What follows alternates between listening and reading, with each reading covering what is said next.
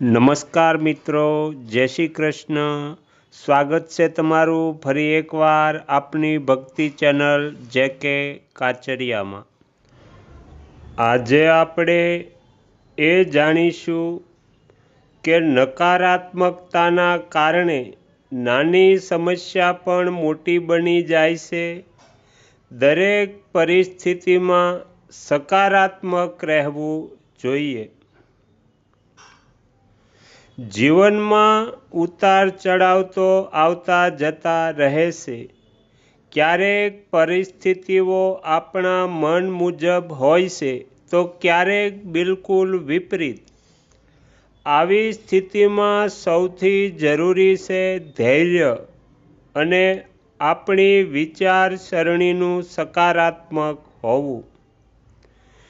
નિરાશા વ્યક્તિને આગળ વધતા રોકે છે, જ્યારે સકારાત્મક વિચાર મુશ્કેલીથી પણ મુશ્કેલ પરિસ્થિતિઓમાં પણ રસ્તો બતાવી દે છે અને આગળ વધવા માટે પ્રેરિત કરે છે.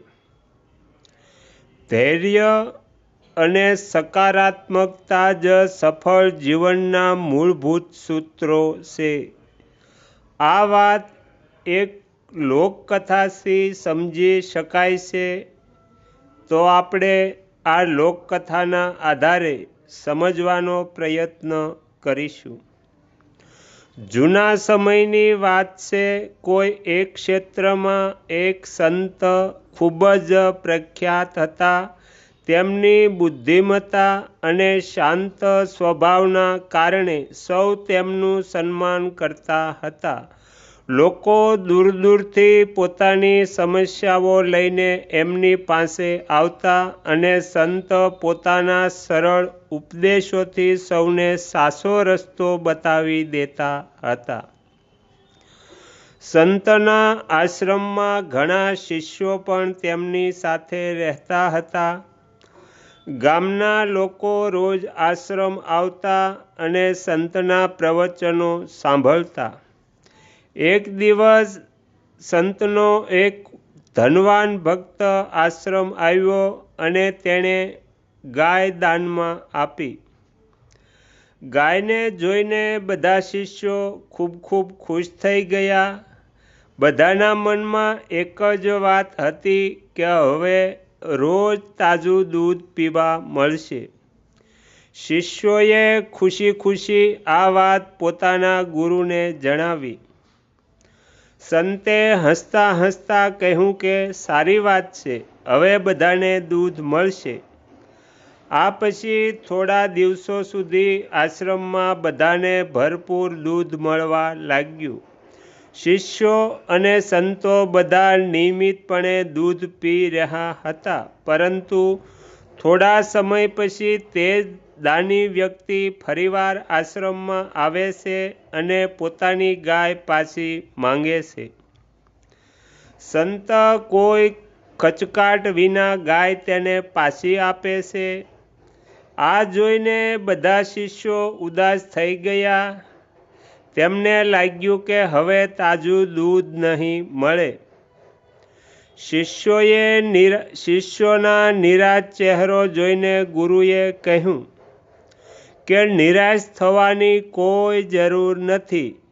હવે આપણે ગાયનું છાણ અને ગંદકી સાફ નહીં કરવી પડે. આનાથી આપણો ઘણો સમય બચશે. હવે આપણે તે બચેલા સમયનો ઉપયોગ તપ, ધ્યાન અને અભ્યાસમાં કરી શકશું. એક શિષ્યએ પૂછ્યું કે ગુરુજી, શું તમને આ વાતનું દુઃખ ન થયું કે હવે દૂધ નહીં મળે? તો ગુરુએ જવાબ આપ્યો કે આપણે દરેક પરિસ્થિતિમાં સકારાત્મક રહેવું જોઈએ. આ જ સુખી અને સફળ જીવનનું રહસ્ય છે. જ્યારે ગાય મળી ત્યારે પણ અમે વધારે ખુશી નહોતી મનાવી અને જ્યારે તે જતી રહી ત્યારે પણ અમે દુઃખી ન થયા. ગાયના કારણે સફાઈમાં સમય જતો હતો હવે તે જ સમય આપણે આપણા વિકાસમાં અને પ્રભુની ભક્તિમાં લગાવશું. બધા શિષ્યો ગુરુની વાત સમજી ગયા અને તેમની મનની નિરાશા દૂર થઈ. હવે આ પ્રસંગ પરથી આપણને એ શીખ મળે છે કે પરિસ્થિતિ ગમે તેવી હોય, આપણી વિચારસરણી સકારાત્મક રહેવી જોઈએ. નકારાત્મક વિચારસરણીથી નાની સમસ્યાને પણ મોટી બનાવી દે છે. દરેક પરિસ્થિતિના બે પાસા હોય છે.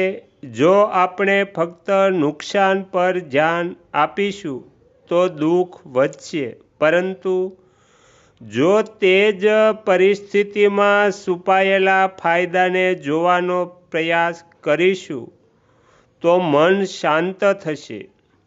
સંતે ગાયના જવાના નુકસાનને ન માન્યું, પરંતુ સમય બચવાનો લાભ સમજ્યો. ધૈર્ય ખૂબ જ જરૂરી છે. ઉતાવળમાં લીધેલો નિર્ણય કે પ્રતિક્રિયા ઘણીવાર મુશ્કેલી વધારી દે છે. ધૈર્ય રાખનાર વ્યક્તિ મુશ્કેલ સમયમાં પણ સાચી વિચારસરણી જાળવી રાખે છે અને દરેક મુશ્કેલીનો ઉકેલ શોધી લે છે. અપેક્ષાઓ મર્યાદિત રાખો. જ્યારે આપણી અપેક્ષાઓ ખૂબ વધી જાય છે ત્યારે કેટલીક અપેક્ષાઓ અધૂરી રહી જાય છે. અપેક્ષાઓ તૂટવા પર દુઃખ પણ ઘણું થાય છે. સંતે ન તો ગાય મળવા પર વધુ ખુશી બતાવી અને ન તો જવા પર દુઃખ. આ જ સંતુલન જીવનને સરળ બનાવે છે. દરેક મુશ્કેલીમાં એક અવસર છુપાયેલો હોય છે. જરૂરિયાત ફક્ત તે અવસરને ઓળખવાની છે. જો આપણે દરેક મુશ્કેલીના અવસર તરીકે જોઈએ તો જીવનમાં આગળ વધવું સરળ બની જાય છે. નકારાત્મકતાથી દૂર રહેવું. સતત ફરિયાદ કરવાથી અને દુઃખી રહેવાથી ન તો સમસ્યાનો હલ થાય છે અને ન તો મનને શાંતિ મળે છે.